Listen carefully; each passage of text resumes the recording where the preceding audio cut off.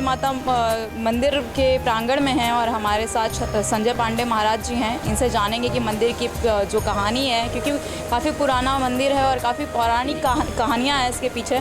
महाराज जी से जानेंगे। महाराज जी, क्या कुछ कहानी? यह मंदिर बहुत पुराना मंदिर है।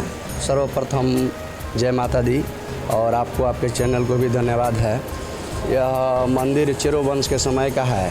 बहुत पूर्व की कहानी है। यहाँ पर भक्त रहसु नाम के एक साधक रहते थे माता जी का, और यह जो क्षेत्र था वो राजा मनन सिंह के नाम के राजा थे, उनका हुआ करता था।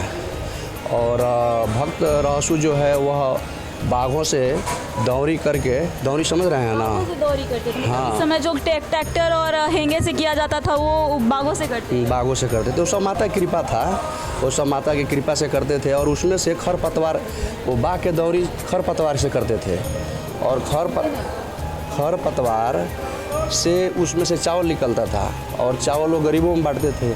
यह बात कोई गुप्तचर आकर के राजा को बताया कि आपके राज्य में एक सन्यासी साधु रहता है और यहाँ गरीबों को अन्न दान करता है। राजा को अच्छा नहीं लगा। राजा बुलाए रहसु को अपने राज दरबार में। यह जो स्थान देख रहे हैं, उस समय राज दरबार हुआ करता था राजा का, राजा मनन सिंह का। यहाँ दरबार में बुलाए और बुला करके बोले कि आप कहाँ से चोरी करके लाते हैं? तो बोले कि नहीं, मैं चोरी नहीं करता हूँ, मैं माता की कृपा। जो राजा थे वो रहसु से पूछे कि आप जो दौरी करने के बाद जो अन्न दान करते थे वो आप चोरी करके लाते हैं? हाँ, उनको ऐसा लगा कि आप चोरी करके लाते हैं। कहाँ से लाते हैं? तो रहसु ने अपना स्पष्ट किए कि नहीं, मैं सब माता की कृपा से लाता हूँ और उनके कृपा से हमको प्राप्त होता है।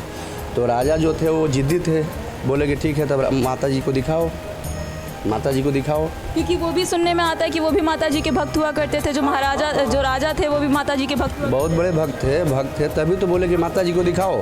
तो उनके अंदर कहीं ना कहीं मतलब ये चीज़ था कि इनको क्यों दिख जाती है, मुझे माता जी क्यों नहीं दिखती है, मेरे ऊपर उनकी क्यों नहीं जो कृपा है वो बरसती। उस समय के रहसु जो थे बहुत बड़े तांत्रिक थे, बहुत बड़े साधक थे माता जी के, और अपने साधना के बल से बाघों द्वारा वह खरपतवार से दौरी करते थे, उसमें से चावल निकलता था। अपने राज दरबार में रहसु को बांध करके 7 दिन तक रख दिए राजा, और बोले कि माता को दिखाओ, नहीं तो ऐसे ही भूखे प्यासे तुम्हारी प्राण निकल जाएगी।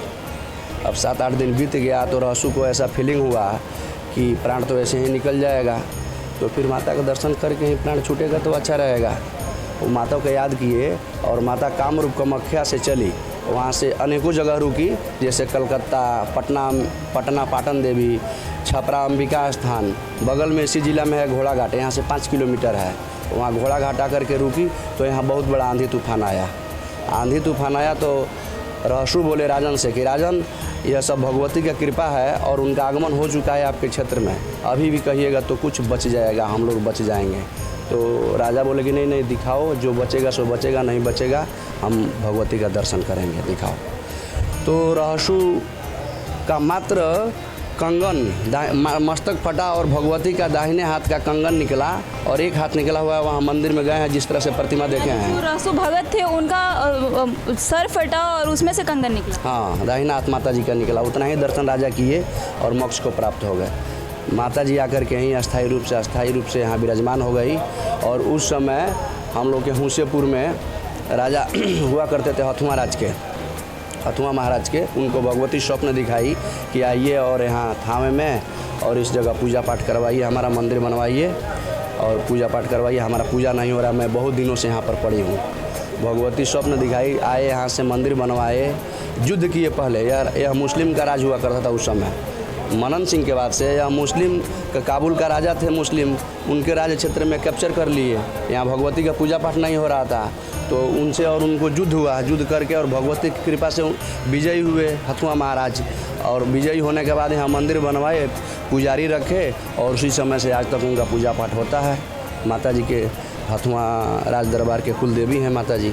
अच्छा, सुनने में आता है कि हथुआ राज के जो महाराजा हुआ करते थे और अभी जो उनके मतलब क्योंकि वो पूर्वज हुआ करते थे तो उनकी फैमिली अभी तक चली आ रही है और वो राजमहल अभी का जस का तस वैसे का वैसा ही पड़ा हुआ है। तो क्या कुछ यहाँ पे अभी भी सहयोग मिलता है जैसे पहले महाराज? बहुत उनका सर्वप्रथम पूजा होता है, राग भोग श्रृंगार में उनका जो है सर्वप्रथम पूजा है।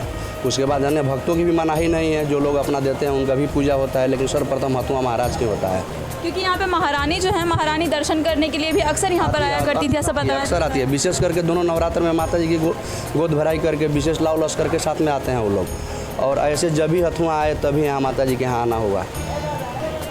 और वो जो रसूख भगत है, वहाँ पे भी मंदिर बना गया है, उसका क्या कुछ कहानी है, उसके पीछे की क्या कुछ तो वहाँ भी ट्रस्ट है, वहाँ के लोग बताएंगे, लेकिन वहाँ जो है यही कहानी है, माता जी से जुड़े हुआ मंदिर है और उसको काल्पनिक है, दर्शाया गया कि यह कहानी यहाँ पर पूर्व में घटित हुआ, वो मंदिर बना है बाघों का और भक्त रहसु का मंदिर अभी बन ही रहा है। अच्छा महाराज जी, ये भी सुनने में आता है कि वहाँ पे मन्नत के धागे बांधे जाते हैं, लेकिन यहाँ पर ये सुनने के लिए आता है कि जो यहाँ पे यानी माता जी के दर्शन करने के बाद रसू के दर्शन नहीं करते हैं और घोड़ा वाली जो घाट है वहाँ पे माता जी के दर्शन नहीं करते, तो उनकी जो मनोकामनाएं हैं वो पूरी नहीं होती हैं। ऐसे आक्षेप नहीं लगा जाए तो अच्छा रहेगा, करना चाहिए। यहाँ बगल में भी है, वो भी बगल में है, दोनों जगह आसपास में ही है।